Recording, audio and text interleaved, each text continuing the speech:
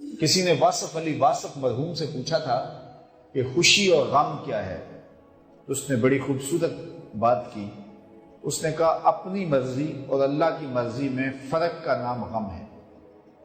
اللہ اکبر۔ اور اپنی مرضی کو اللہ کی مرضی میں فنا کر دینا، اس کو خوشی کہتے ہیں۔ جو اللہ چاہتا ہے ہوتا وہی ہے۔ بندہ چاہتا ہے کہ یہ ہو، اللہ چاہتا ہے کہ یہ نہیں، یہ ہو تو ہوگا وہی جو رب چاہے گا۔ تو پھر نتیجہ کیا ہوگا؟ بندہ چاہے گا جو میں چاہ رہا ہوں، کہے گا جو میں چاہ رہا ہوں وہ ہوا نہیں، بندہ دکھی ہو جائے گا۔ لیکن اگر وہ اپنی خواہشات کو، اپنی آرزوؤں کو رب کی رضا میں گم کر دے گا تو پھر جو ہے وہ اسے حقیقی مسرت و خوشی نصیب ہو جائے گی۔ تو استغنا کی دولت یہ حیات طیبہ کا روپ ہے۔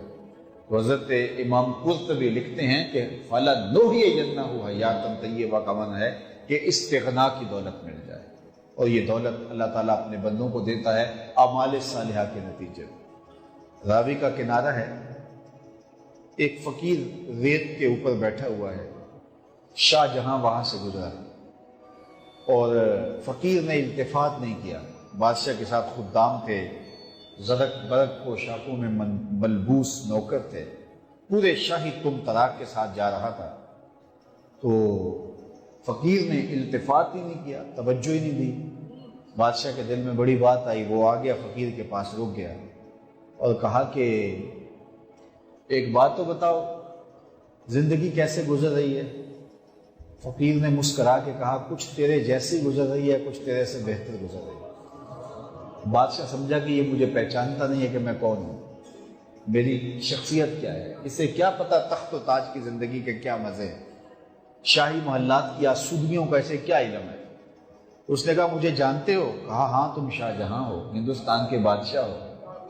تو کہا پھر یہ بات کہہ دی، تمہیں نہیں پتا ہے کہ تخت و تاج کی زندگی کیا ہوتی ہے؟ آؤ میرے ساتھ چلو دہلی میں اور وہاں دیکھو کہ شاہی محل کے مزے کیا ہوتے ہیں۔ اللہ اکبر۔ اس نے کہا میرے لیے یہی بہتر ہے، تخت سکندری پہ وہ تھوکتے نہیں، بستر لگا ہے جن کا تیری گلی۔ ہارون الرشید گیا نا قبرستان کے قریب سے گزرا تو وہاں بہلول بیٹھا ہوا تھا۔ یہ مشہور مجازیب میں سے ہے۔ مجذوب اس کو کہتے ہیں کہ تجلیات کے وفود سے جس کا شیشہ عقل ٹوٹ جائے، اس کو مجذوب کہتے ہیں، اور لوگ اسے پاگل کہتے ہیں، لیکن سادی کہتے ہیں سادیہ نزدیک رائے عاشقاں، خلق مجنو نندو مجنو عاقل است۔ اصل میں تو عقل مند یہ ہیں۔ تو بہلول بیٹھا تھا قبرستان میں، تو ہارون الرشید گزرا تو بہلول نے توجہ نہ دی، تو ہارون الرشید نے چاہا کہ میں اس کو دکھاؤں کہ میں محل کیا ہوتے ہیں، تخت و تاج کیا ہوتے ہیں۔ اس نے دعوت دی، بہلول آؤ نا ذرا بغداد میں، شہر کی رونقیں دیکھو، محلات کی زندگی دیکھو۔ تو حضرت بہلول نے جو جواب دیا بڑا خوبصورت تھا، کہا شہر والے سارے ادھر آ رہے ہیں، میں شہر کیا لینے جاؤں؟ تم مجھے شہر بلا رہے ہو اور شہر والے سارے روز ادھر آ رہے ہیں، تم کندھوں پہ اٹھا کے روز انہیں ادھر لاتے ہو اور میں شہر چلا جاؤں؟ تو بادشاہ کی بولتی بند ہو گئی۔ تو کہا کہ بتاؤ، یہ تم نے جو کہا کہ کچھ زندگی تمہارے جیسی گزر رہی ہے، کچھ تم سے بہتر گزر رہی ہے، یہ بات میری سمجھ میں نہیں آئی۔ تو اس فقیر نے کہا کہ بادشاہ جب رات کو تم سوتے ہو تو پھولوں کی سیج پہ سوتے ہو نا، اور میں ریت پہ سوتا ہوں۔ جب آنکھ لگ جاتی ہے تو تمہیں بھی نہیں پتا ہوتا میں کہاں سویا ہوں، اور خبر مجھے بھی نہیں ہوتی کہ میں کہاں سویا ہوں۔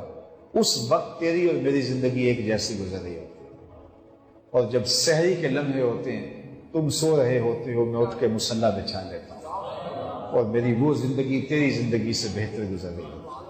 تو استغنا کی دولت اگر مل جائے، فَلَنُحْيِيَنَّهُ حَيَاةً طیبہ، تو یہ ستھری اور پاکیزہ زندگی ہے۔ جو انسان اچھے عمل کرتا ہے، اللہ اس کی طبیعت میں استغنا پیدا کر دیتا ہے۔ وہ للچائی ہوئی نظروں سے دنیا کو نہیں دیکھتا، اس کی نظر کے اندر ہرس کا پانی نہیں ہوتا، وہ خواہشات کا اسیر نہیں ہوتا، بلکہ اس کی زندگی طمانیت میں گزرتی ہے، وہ اللہ کی تقسیم پہ راضی ہو جاتا ہے۔ حضور نبی رحمت صلی اللہ علیہ وسلم کا ایک فرمان سنیے۔ حضور نے فرمایا انظروا الی ما اسفل منکم، حضور نے ارشاد فرمایا جو اپنے سے نیچے ہے اس کو دیکھو، تم سوکھے ہو جاؤ گے، دکھی نہیں ہوگے۔ اپنے اوپر دیکھو گے تو دکھی ہو جاؤ گے، میرے پاس یہ بھی نہیں ہے، میرے پاس یہ بھی نہیں ہے، میرے پاس یہ بھی نہیں ہے۔ لیکن اپنے سے نیچے دیکھو، تم 5 مرلے کے مکان میں رہتے ہو تو دیکھو وہ بھی جو جھونپڑیوں میں رہتے ہیں، تو تمہیں سکھ ملے گا، تم وہاں آسودہ ہو جاؤ گے۔ لیکن تم 10 کنال کے بنگلے میں بھی رہتے ہو، لیکن آگے دیکھو گے کہ فلاں ایکڑوں میں رہتا ہے تو آپ کے لیے وہ بنگلہ بھی تنگ تنگ دکھائی دے گا. تو اوپر نہ دیکھو، نیچے دیکھو. نیچے دیکھو گے تو سوکھے رہو گے. زندگی سوکھی گزارنے کا ضابطہ رسول کریم نے بیان کر دیا کہ اپنے نیچے دیکھو، اپنی مٹی پہ ہی چلنے کا سلیقہ سیکھو. سنگ مرمر پہ چلو گے تو نبی رحمت صلی اللہ علیہ وآلہ وسلم نے ارشاد فرمایا: ما من مولود الا یولد علی الفطرہ فابواہ یہودانہ او ینصرانہ او یمجسانہ او کما قال النبی صلی اللہ علیہ وآلہ وسلم. حضور فرمایا ہر پیدا ہونے والا بچہ فطرت اسلام پہ پیدا ہوتا ہے. اب اس کے ماں باپ اس کو یہودی بناتے ہیں، اس کے ماں باپ اس کو عیسائی بناتے ہیں، اس کے ماں باپ اس کو مجوسی بناتے ہیں. تو گھر کا ماحول بچے کی ذہن سازی کرتا ہے، تو وہ فطرتاً مسلمان پیدا ہوا ہے. اس کی طبع کے اندر اسلام رکھا گیا تھا. تو ماں باپ کی تربیت اسے جس سانچے میں ڈھالنا چاہے ڈھال دے. مجوسی بنانا چاہے تو مجوسی بنا دے گی. اگر وہ بت پرست ہوں گے تو بیٹا بھی بتوں کو پوجنے لگ جائے گا، ان کی تعظیم بجا لائے گا. اور اگر وہ اسلامی طریقے کے مطابق اس کی تربیت کریں گے اور وہ مسلمان ہوں گے تو بچہ ایک صالح مسلمان کی صورت کے اندر معاشرے کا ایک صالح فرد بنے گا. اس لیے بچے کی تربیت کا جوہر ماں باپ کے ہاتھ میں ہے، اور اس میں پہلی درسگاہ ماں کی گود ہے. ماں سے بچہ سیکھتا ہے. یہ بات ذہن میں رکھیے گا کہ بچہ سن کر عمل کرنے سے زیادہ دیکھ کر کے نقل کرنے میں زیادہ دلچسپی لیتا ہے. وہ ماں باپ کے کردار کو سیکھتا ہے. اس لیے ماں باپ کو اپنے کردار کو اتنا پاکیزہ رکھنا چاہیے کہ بچے اس پاکیزہ ماحول میں پرورش پائیں. بہت سارے لوگ آ کے ہمیں کہتے ہیں کہ جناب اس کے لیے دعا کیجئے کہ یہ نماز نہیں پڑھتا. تو میں پوچھتا ہوں جناب آپ پڑھتے ہیں؟ تو وہ کہتا ہے ہاں میں تو نہیں پڑھتا، یہ تو پڑھے. تو میں کہتا ہوں یہ کیوں پڑھے؟ تو اگرچہ یہ ہر شخص کی آرزو ہے کہ میری اولاد نیک ہو، ایک چور بھی ایک آرزو رکھتا ہے کہ میری اولاد اللہ کی ولی بنے، لیکن ایسا نہیں ہوتا. جو ضابطہ ہے عمومی طور پہ وہ یہی ہے کہ جس طرح کے ماں باپ ہوتے ہیں اس طرح کی اولاد ہوتی ہے. الولد سر لابیہ، جو اولاد ہوتی ہے وہ والدین کا راز ہوتی ہے. یہ کبھی کبھی ہوتا ہے کہ نیکوکاروں کی اولاد بھی بری ہو جاتی ہے اور بروں کی اولاد بعض اوقات اچھی ہو جاتی ہے، لیکن یہ قاعدہ نہیں ہے. قاعدہ یہ ہے کہ اچھوں کی اولاد اچھی ہوتی ہے، اچھی تربیت کے ماحول میں پلنے والے بچے صالح ہوتے ہیں، اور برے ماحول میں پرورش پانے والے بچے برے ہوتے ہیں. تو اس لیے اپنے گھر کا ماحول جب آپ اچھا بنائیں گے، فرمایا گیا گھروں کو قبرستان نہ بناؤ، کیونکہ جب گھروں میں نماز پڑھو گے تو بچے تمہاری نقالی کریں گے.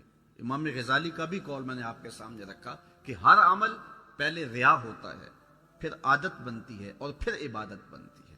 تو ابتداءً وہ امام غزالی کے قول کے مطابق ریا ہے. وہ سجدے میں بھی ایک آنکھ سے دیکھیں گے کہ ماں باپ دیکھ رہے ہیں، اور اس کے بعد پھر آہستہ آہستہ عادت بن جائے گی، اور پھر آہستہ آہستہ وہ عبادت بن جائے گی.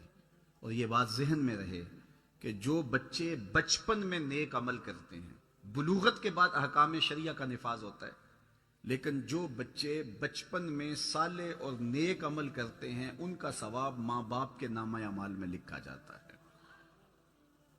تو دوسری بات کہ اس عمر کی پختگی ساری زندگی ساتھ دیتی ہے. تو 7 سال کی عمر میں ہی بچوں کو نماز کی تلقین کی گئی، اور 10 سال کی عمر میں اگر وہ نماز نہ پڑھے تو ان کو سختی کرنے کا کہا گیا.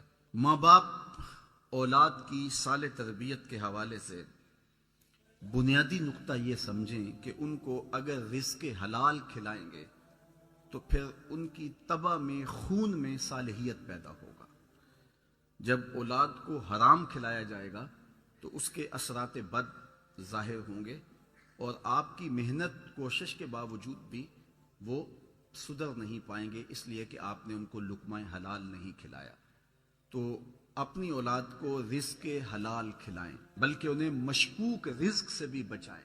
جس طرح ہم دیکھتے ہیں کہ جو ناقص غذا ہے ان کا معدہ خراب کر دیتی ہے، اسی طرح جو حرام غذا ہے ان کے باطن کو خراب کر دیتی ہے. اس لیے پاکیزہ اور صالح غذا کا ان کے لیے اہتمام کیا جائے. اپنے اولاد کی اچھی کفالت کرو. جو وسعت ہے اس کے مطابق اپنی اولاد کے اوپر جو ہے وہ کشادگی کی ہے۔ میرے حضور علیہ الصلوۃ والسلام نے فرمایا جو تم لقمہ لا کے اپنے اہل خانہ کے منہ میں رکھتے ہو وہ بھی صدقہ لکھا جاتا ہے۔ تو اپنی اولاد کے اوپر کشادگی کے ساتھ خرچ کرنا چاہیے اور انہیں کشادگی بھی دینی چاہیے، لیکن انہیں قناعت اور توکل بھی سکھانا چاہیے۔ باپ کا انتقال حضور کے اس دنیا پہ قدم رکھنے سے پہلے ہی ہو گیا تھا۔ ابھی شکم مادر میں تھے کہ حضرت عبداللہ کا انتقال ہو جاتا ہے۔ در یتیم پیدا ہوئے، 6 سال کی عمر میں ابوا کے مقام پر ریت کے ٹیلے آئے تو وہاں سیدہ آمنہ کی طبیعت خراب ہو گئی، اور پھر لمحے بھی زندگی کے آخری ہیں۔ سیدہ آمنہ نے محسوس کر لیا کہ یہ میری آخری سانس ہے۔ سیدہ پاک نے حضور کے سر پہ ہاتھ رکھا اور روتے ہوئے کہا کہ بیٹا، ہر نئی چیز نے پرانا ہو جانا ہے، ہر باقی نے فنا ہو جانا ہے۔ میں بھی جا رہی ہوں، وَذِكْرَ باق وَوَلَدْتُ طُہْرًا، لیکن میرا ذکر نہیں مٹے گا، اس لیے کہ تیرے جیسا ستھرا بیٹا چھوڑ کے جا رہے ہیں۔ یہ آخری لفظ تھے سیدہ پاک کے کہ سیدہ آمنہ سلام اللہ علیہا کا انتقال ہو گیا۔ خیر، حضور ماں سے لپٹ گئے، امی آپ آگے بولتی نہیں ہیں، لیکن خاموش ہو گیا تھا چمن بولتا۔ حضور نے وہیں پھر اپنی ماں کی تدفین کی۔ تدفین کے بعد ام ایمن کے ساتھ سواری پر بیٹھ جاتے ہیں اور چمٹ جاتے ہیں ام ایمن کے ساتھ، اور وہ جا کے حضرت عبد المطلب کے سپرد کر دیتی ہیں۔ تو حضرت عبد المطلب حضور کو آغوش میں لے کے بڑا روئے، اور ام ایمن سے کہا کہ میرے اس بیٹے کا تم نے خاص خیال رکھنا ہے۔ اور پھر انہوں نے اتنا خیال رکھا کہ میرے حضور فرمایا کرتے تھے ام ایمن میری ماں کے بعد میری ماں ہے۔ 2 سال کے بعد حضرت عبد المطلب کا بھی انتقال ہو گیا۔ ابن حشام کے یہ لفظ سینہ چیرتے ہیں کہ جب امیر قریش کا جنازہ اٹھا تو سارا مکہ جنازے کے لیے امڑ آیا، لیکن لوگوں نے 8 سال کے ایک بچے کو دیکھا جو دیواروں سے لپٹ لپٹ کے رو رہا تھا۔ آج یہ سہارا بچھن گیا تھا۔ پھر چچا کی کفالت میں آئے، پھر ایک وقت آیا کہ وہ بھی اس دنیا کو چھوڑ گئے، اور اسی سال حضور کی اہلیہ کا انتقال بھی ہوا، اور اس سال کا نام عام الحزن، دکھوں کا سال رکھا۔ اہل مکہ نے جو سلوک کیا وہ کسی سے بھی مخفی نہیں ہے۔ پتھر مارے، گڑھے کھودے، کانٹے بچھائے، اجریاں ڈالی، اپنے گھروں کے کوڑے لا کے حضور کے گھر کے سامنے رکھ دیے۔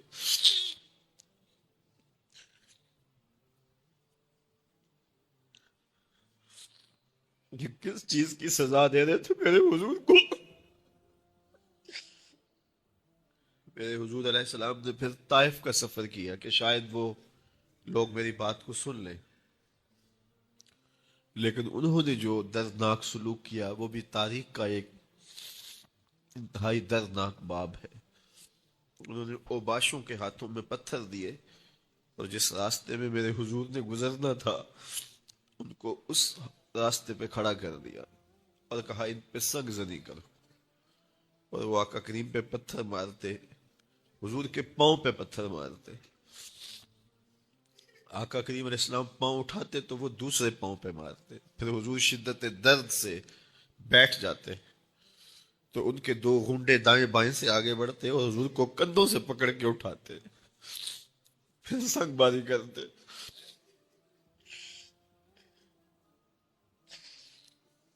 نالین حضور کے خون سے بھر گئے۔ عذاب کے فرشتے حضور کے پاس آئے کہ اگر آپ بد دعا بول دیں تو ابھی ہم ان پہاڑوں کو جوڑ دیتے ہیں اور یہ طائف کے لوگ پس جائیں گے ان پہاڑوں کے درمیان، آسمان سے پتھر اتریں گے، ان کے سر کچل دیے جائیں جنہوں نے آپ کو دکھ دیے۔ اب صحابہ جو ساتھ تھے انہیں بھی شدید آرزو تھی کہ حضور ان کے لیے بد دعا کریں، انہوں نے بڑا دکھ دیا، تو پھر حضور کے ہاتھ اٹھ گئے۔ صحابہ کا خیال یہ تھا کہ ابھی حضور کی زبان کھلے گی اور بد دعا کے لفظ نکلیں گے اور یہ پیس دیے جائیں گے، لیکن جب وہ لب کھلے، وہ پتلی پتلی گلے قدس کی پتیاں، وہ لب ہائے دور جب کھلے تو لفظ کیا تھے؟ اے اللہ میری قوم کو ہدایت دے دے، یہ مجھے جانتی نہیں، اور کہا کہ مجھے ان کی نسلوں سے ایمان کی توقع ہے۔ اس بات کو پسند کرتے تھے کہ میری امت میرے اوپر درود پڑے اور رب ان پر رحمت نازل کرے۔ کیا پسند تھی حضور کی کہ میری امت مجھ پہ درود پڑے اور میرا رب رحمتوں کا نزول کرے۔ صحیح مسلم میں روایت ہے، جو میرے اوپر ایک مرتبہ درود پڑتا ہے اللہ اس پہ 10 رحمتیں نازل کرتا ہے۔ اللہ اکبر۔ اور اگر درود کے ساتھ سلام بھی ہو تو مجھے ایک شعر اتنا اچھا لگتا ہے تو سادہ سا، پتہ نہیں اس کا وزن بھی ٹھیک ہے نہیں، کسی سادے سے بندے نے کہا ہے لیکن مجھے بڑا پسند آیا۔ بعض روح کھینچ لیتے ہیں نا۔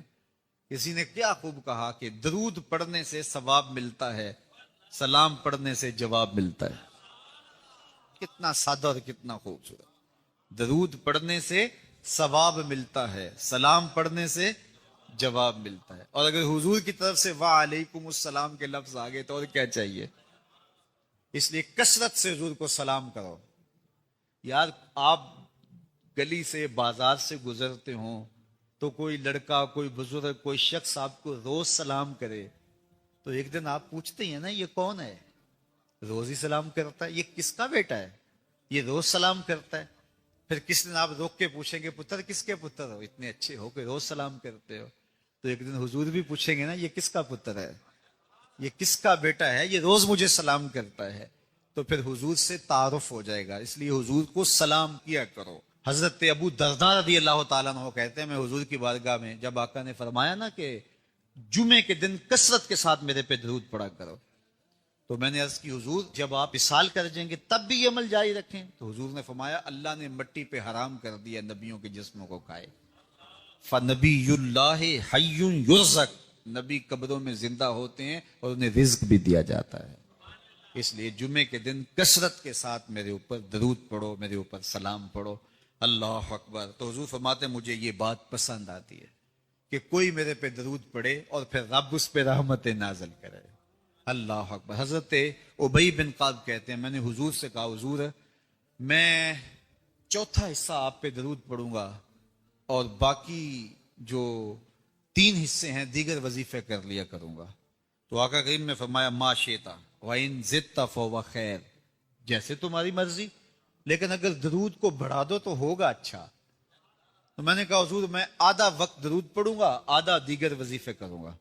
فرمایا ما شئت، جو تمہاری مرضی، لیکن درود کی مقدار بڑھ جائے تو اچھا ہوگا۔ میں نے کہا حضور میں 2 حصے درود پڑھوں گا، 1 حصہ باقی وظیفے کروں گا۔ فرمایا بہت اچھا، لیکن درود کی مقدار بڑھ جائے تو پھر اور اچھا ہوگا۔ عرض کی حضور میں پڑھوں گا ہی درود، میں سارا وقت ہی درود پڑھوں گا۔ تو سنو میرے حضور نے کیا کہا، یہ ترمذی کی روایت ہے۔ حضور نے فرمایا پھر تیرے سارے دکھ مٹ جائیں گے، سارے گناہ معاف کر دیے جائیں گے۔ تو اس لیے کثرت کے ساتھ حضور پہ درود پڑھیں تو اس سے حضور بھی خوش ہوتے ہیں کہ میرے امتی پہ رب کی رحمتوں کا نزول ہو رہا ہے۔ اسلام کا جو معاشی سسٹم ہے اس کی بہتری کی ضمانت ہے۔ نہیں ہوگا، عدالتوں میں اسلام نہیں ہوگا، اسلام صرف نام کا رہ جائے گا۔ وَلَا يَبْقَى مِنَ الْقُرْآنِ إِلَّا رَسْمُهُ، اللہ اکبر۔ اور قرآن صرف رسم کے طور پہ، رسم الخط کے طور پہ باقی رہ جائے گا۔ بڑے خوبصورت لکھے ہوئے کلمات تو ہوں گے لیکن کسی کے عمل میں قرآن کی تعلیمات کی جھلک دکھائی نہیں دے گی۔ اللہ اکبر۔ مسجدیں زیب و زینت کے لحاظ سے تو آباد ہوں گی لیکن ہدایت کے نور سے خالی ہوں گی۔ ممبر و محراب سے لطیفے سنائے جا رہے ہوں گے۔ ہم تو دیکھ رہے ہیں کہ اس دور میں بھی ایسا ہو رہا ہے۔ تلقین غزالی نہیں رہی اور فلسفہ رومی نہیں رہا، اذان رہ گئی، انداز بلالی نہیں رہا۔ حضور نے فرمایا کہ سب سے شریر طبقہ اگر ہے تو وہ بھی علماء کے روپ میں ہے، اور سب سے اچھا طبقہ اگر ڈھونڈنے نکلو تو فرمایا وہ بھی اور کہیں نہیں ملے گا، وہ بھی علماء کے روپ میں ہے۔ اس لیے سب سے زیادہ پھر چھان پھٹک تو اس شعبے کی کرنی چاہیے اور دیکھنا چاہیے کہ خیر کہاں ہے، اور خیر کو حاصل کرنے کے لیے 2 قدم آگے بھی چلنا پڑے تو کوئی حرج نہیں ہے، اور شر کو چھوڑ دینا چاہیے۔ حضور نے ارشاد فرمایا اللہ کے نزدیک سب سے زیادہ لوگوں میں جو شریر شخص ہے، قدر و منزلت کے لحاظ سے قیامت کے دن سب سے شریر شخص وہ ہوگا جس کے علم نے اس کو نفع نہیں دیا۔ اللہ تعالیٰ جل شانہ ہمیں علم نافع عطا فرمائے۔ ہر دن ایک نیکی ایسی کریں چاہے وہ بہت چھوٹی کیوں نہ ہو۔ ویسے نیکی کو میرے حضور نے کہا کہ چھوٹی نہ سمجھنا، نیکی بڑی ہوتی ہے، نیکی بڑی ہوتی ہے۔ لا تحتقرن من المعروف ولو ان تلق اخاک بوجہ طلق، نیکی کو چھوٹی نہ سمجھنا اگرچہ تم کسی اپنے مومن بھائی کو خندہ پیشانی سے ملے کیوں نہیں ہو۔ راستے سے پتھر اٹھا کے پھینک دینا یہ بھی نیکی ہے۔ صرف ایک نیکی 1 منٹ کی بھی ہو سکتی ہے، 10 سیکنڈ کی بھی ہو سکتی ہے، 15 منٹ کی بھی ہو سکتی ہے۔ ایک نیکی روز ایسی کریں جس نیکی کو تمہارے اور تمہارے رب کے علاوہ کوئی نہ جانتا۔ روزانہ ایک نیکی۔ آپ کہیں گے کئی دن تو بڑے مصروف ہوتے ہیں، تو کیسے ہم وہ نیکی کریں کہ جس کو کوئی نہ جانتا ہو؟ تو میاں آپ ایسا کر سکتے ہیں نا کہ کسی شخص کے لیے ظہر الغیب میں، یعنی اس کی پوشیدگی میں، اس کو بھی پتہ نہ ہو، تو اس کے لیے ہاتھ اٹھا کے دعا مانگ دیں کہ اے اللہ میرے فلاں بھائی پر خیر کر دے، اس کی بخشش کر دے، اور اس کو ساری زندگی بتائیں بھی نہ، چلتے چلتے رستے سے کوئی چیز ہٹا دیں جس کو کوئی نہ دیکھ رہا ہو۔ یعنی کچھ نیکی ایسی کریں جس کو لوگ دیکھتے بھی ہیں، کرنی بھی چاہیے، لیکن ایک نیکی روز کی ایسی کریں کہ جس کو آپ کے علاوہ اور آپ کے رب کے علاوہ کوئی نہ جانتا ہو۔ وہ چھوٹی چھوٹی بھی ہوں اور آہستہ آہستہ بڑی بڑی بھی نیکیاں ہوں، تو پھر دیکھنا کہ زندگی کتنی سرور دیتی ہے۔ اس سے برکت کیا ہوگی؟ دل میں خلوص پیدا ہونا شروع ہو جائے گا۔ مخفی نیکی کی اپنی لذت ہوتی ہے، وہ لذت آنی شروع ہو جائے گی۔ پھر آپ کہیں گے کہ آج 1 کی ہے، کل 2 کریں، پرسوں 3 کریں، پھر چھوٹی کی ہے تو بڑے لیول کی نیکی کریں۔ اس کا ایک اپنا لطف ہوتا ہے، اس کا اپنا سرور ہوتا ہے۔ مجھے امید ہے کہ آپ یہ عمل کر سکیں گے۔ اپنے لیے وقت ضرور نکالیں اور سونے سے قبل سارے دن کا جائزہ لیں، اور جب جائزہ لیں گے تو بڑی چیزیں آپ کو سامنے آئیں گی۔ فرمایا گیا نا حاسبو قبل ان تحاسبو، قبل اس سے کہ تمہارا حساب کیا جائے تم اپنا حساب خود کیا کرو۔ اپنا حساب جن لوگوں نے عمرہ کیا ہوا ہے یا حج کیا ہے ان کو میری اس بات کی زیادہ سمجھ آئے گی، باقی بھی سمجھ جائیں گے۔ جب آخری دن ہوتا ہے نا عمرے کا یا حج کا، واپسی کا، تو اس وقت کیا مسئلہ بنا ہوتا ہے سب کو کہ وہ کنڈا لے کے نا سارے اپنا سامان تول رہے ہوتے ہیں کہ وہ وزن پورا ہو جائے، ایئرپورٹ پہ جا کے پریشانی نہ بنے۔ حالانکہ وہاں تلنا ہوتا ہے، لیکن وہ کہتے ہیں کہ یہیں تول کے میاں وزن پورا کر لو، وہاں 3 کلو 4 کلو بڑھ گیا تو وہاں پھر نکال کے کیا کریں گے سامان کا؟ تو وہ پہلے ہی وہاں وزن پورا کر رہے ہوتے ہیں کہ وہاں جا کے ایئرپورٹ پہ پریشانی نہ ہو۔ تو یہی یہ حدیث ہے، یہی فرمان ہے، حاسبو قبل ان تحاسبو، وہاں پریشانی نہ ہو، یہی وزن پورا کر کے جاؤ۔ تو یہی اپنے اعمال تولو، اپنا محاسبہ کرو، اپنے آپ کو دیکھو، اپنے اندر اترو، اور پھر دیکھنا کہ زندگی کتنی خوبصورت ہو جائے گی۔ زندگی بہت بگاڑ لی، اب زندگی کو سنوارنے کی کوشش کریں۔ اور اگر میرے اور آپ کے ذمے قضا نمازیں ہیں، قضا نمازیں، تو ہم سب سے پہلے اپنی قضا نمازوں کو پورا کریں۔ حتیٰ کہ یہ جو نمازوں کے ساتھ نفل پڑھتے ہیں تو جتنی دیر تک قضا پوری نہ ہو جائے اس وقت یہ جو وقت ہے یہ بھی قضا نمازوں میں جو ہے وہ صرف کریں۔ ظہر کی نماز پڑھی ہے تو 2 سنتیں 2 نفل پڑھنے کی بجائے 4 فرض قضا فجر کے پڑھ لیے جائیں، اور فرصت ہے تو اور زیادہ پڑھ لیے جائیں۔ اسی طرح عصر سے پہلے، عصر کے بعد، مغرب کے پہلے، مغرب کے بعد، مختلف قضا تو کسی وقت پڑھی جا سکتی ہے، سوائے جو ہے وہ 3 اوقات کے جب سورج طلوع ہو رہا ہو، سر پہ ہو، غروب ہو رہا ہو۔ عصر سے مغرب تک جو ہے وہ نفل نماز نہیں ہے، لیکن قضا اس وقت بھی پڑھی جا سکتی ہے۔ تو بعض اوقات ایسے ہوں مغرب کے وقت مسجد میں جائیں تو عشاء تک مسجد میں رہیں اور قضا نمازیں پڑھتے رہیں، اپنا کھاتا جو ہے جلدی جلدی برابر کریں تاکہ معاملے اچھے ہو جائیں۔ اللہ تعالی ہمیں یہ مختصر زندگی میں